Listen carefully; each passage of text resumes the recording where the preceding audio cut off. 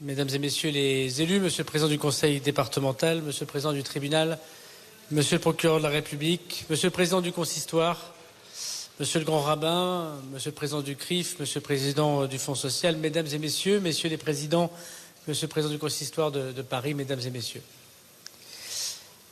J'aurais évidemment aimé venir dans une période moins dramatique pour Israël, moins dramatique pour la France, moins dramatique pour tous nos compatriotes. Mais je veux évidemment dire, au nom du Président de la République, au nom du gouvernement et de la Première ministre, d'abord notre grande pensée, notre grande émotion, parfois aussi notre colère, devant les drames ignobles qui ont eu lieu en Israël suite à l'attaque islamiste et terroriste du Hamas, devant aussi l'assassinat odieux de ce professeur à Arras, et comme vous l'avez dit tout à l'heure, pour nos amis belges et nos amis suédois qui ont eux aussi hier payé le prix du terrorisme islamiste. Je l'ai dit dans le département de Madame Knoll et de Sarah Halimi. Je le dis au moment où la police et la gendarmerie française et les militaires de l'opération Sentinelle gardent 596 lieux de la communauté juive en France. Je le dis au moment où le ministre de l'Intérieur constate aujourd'hui à 20h, depuis le 7 octobre, depuis les attentats terroristes du Hamas, 3376 signalements à la plateforme de police judiciaire Pharos, signalements d'apologie du terrorisme ou d'actes antisémites numériques pour 281 transmissions à la justice. Mais aussi devant 327 actes antisémites, si j'ose dire physiques, devant des synagogues, devant des écoles juives, devant des lieux communautaires.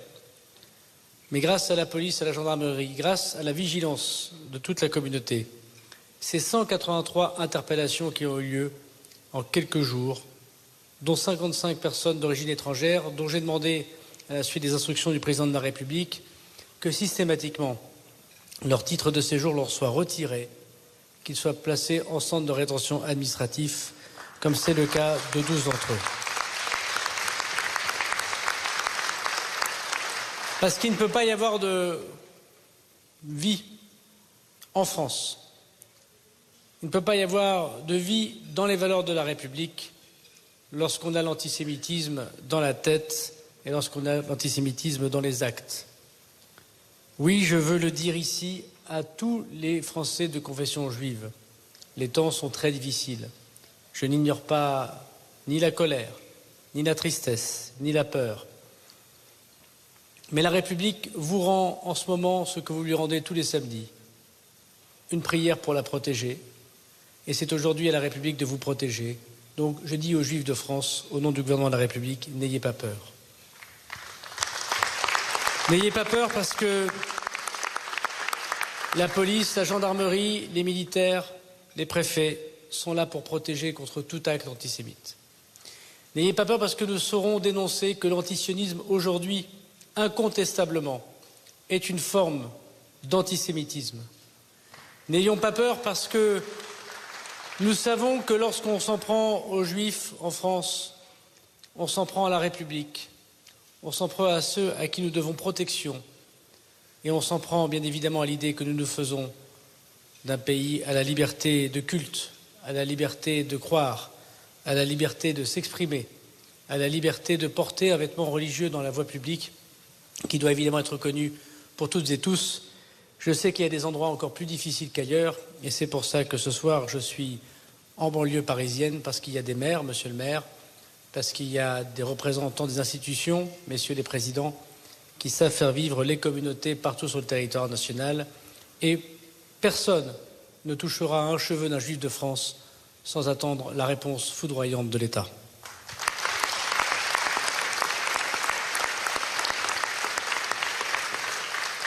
Mesdames, Messieurs, le djihadisme islamiste Et il ne faut les confondre en aucun cas avec l'immense majorité de nos compatriotes musulmans qui, sans doute, ont des hauts le cœur de voir que l'on commet des choses en leur nom. Et je voudrais saluer ici leurs représentants des cultes. Je voudrais aussi saluer les représentations diplomatiques, en effet, du Maroc et des Émirats arabes unis de leur soutien ici.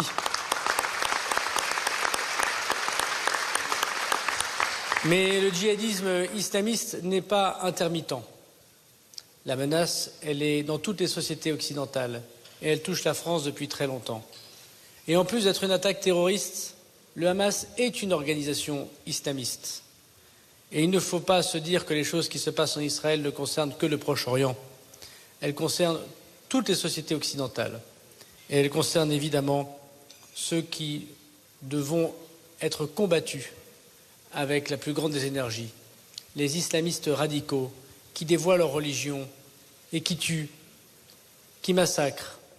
Et ils le font au Bataclan, comme ils le font en Israël.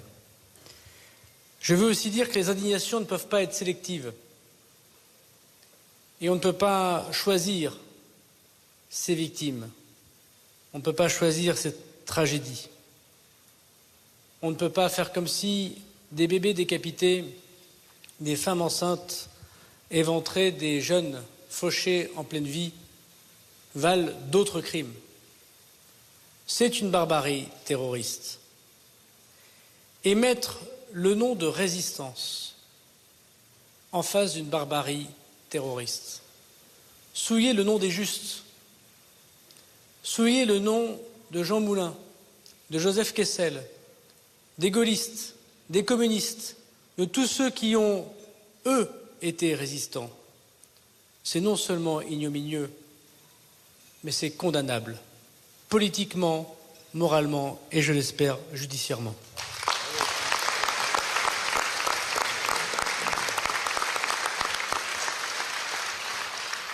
La République s'arme par ses policiers et par ses gendarmes.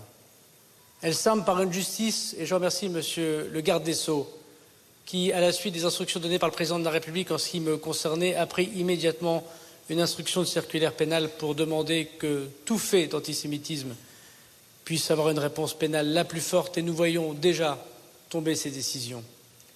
Songez, mesdames, messieurs, qu'il y a déjà des personnes condamnées et détenues en prison pour des faits d'antisémitisme constatés par la police nationale depuis le 7 octobre. Elle s'arme pénalement, elle s'arme pour les policiers et les gendarmes, et elle s'arme mentalement. Le président de la République, très courageusement, a souhaité une loi avec laquelle nous avons beaucoup discuté, avec les représentants des cultes, tous les cultes, qu'on appelle classiquement la loi séparatisme, qui lutte contre l'islamisme radical, qui lutte contre les dérives sectaires de certains groupes, qui utilisent la faiblesse, qui utilisent la manipulation, qui utilisent le complotisme, qui utilisent ce virus terrible qu'est la haine de l'autre pour pouvoir créer ce que d'autres appellent le djihadisme d'atmosphère et les passages à l'acte. Dans le monde numérique, dans le monde physique, et nous devons les combattre. Et depuis cette loi séparatisme voulue par le président de la République, ces 1100 établissements islamistes radicaux, des associations, des maisons d'édition, des lieux de culte, je mets des guillemets, des sites internet, des commerces, la médecine prophétique qui ont été fermés. C'est plus de 922 islamistes radicaux qui ont été expulsés du territoire national. Et c'est, je veux le dire ici, avec un énorme merci pour leur travail de l'ombre, au mépris parfois de leur propre vie, des agents des services secrets français, à l'extérieur de notre pays comme à l'intérieur de notre pays, notamment je pense à la DGSI, qui déjoue un attentat tous les 2 mois en France. Et souvent, malheureusement, les Juifs sont la première cible de ces terroristes.